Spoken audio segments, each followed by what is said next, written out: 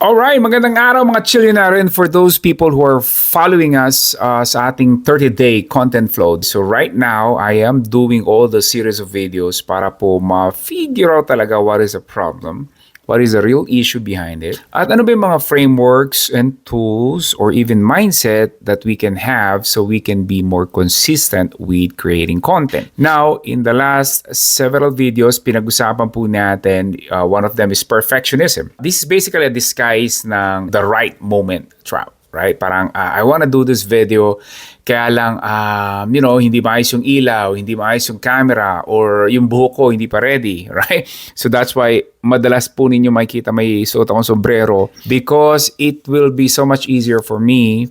Now, hindi ko alam paano kung babae ka. I'm assuming, you prepare more than people like us. Again, this is a form of perfectionism, right? Because we associate yung quality of content with a specific feeling or environment. Parang, okay, mag-shoot lang ako pagka maganda yung background ko, yung maganda yung kitchen ko, maganda yung ilaw, or maybe nasa loob ako ng kotse, or maganda yung suot ko ng damit ko, and all those kind of stuff. And again, those are things that limits us to become more consistent.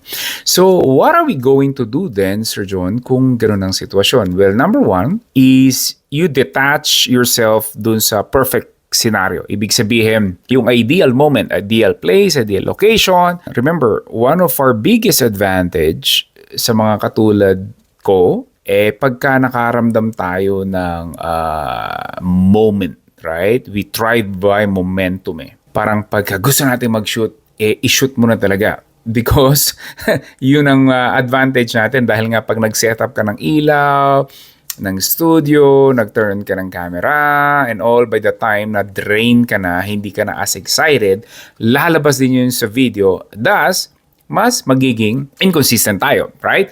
And of course, yung feeling na kahit hindi 100% yung feeling mo, you're just gonna do it. Right?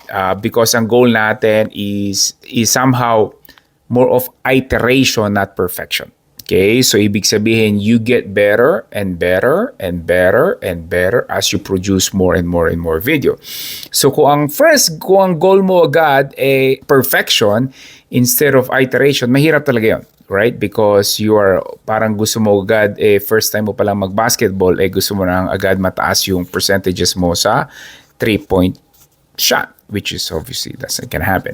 So yun lamang po for today. And again, just click on the hashtag if you want to know more. And of course, I hope that you were doing it as well. You can follow along with me, release your own 30-day challenge for yourself, and talk to you soon. Bye-bye.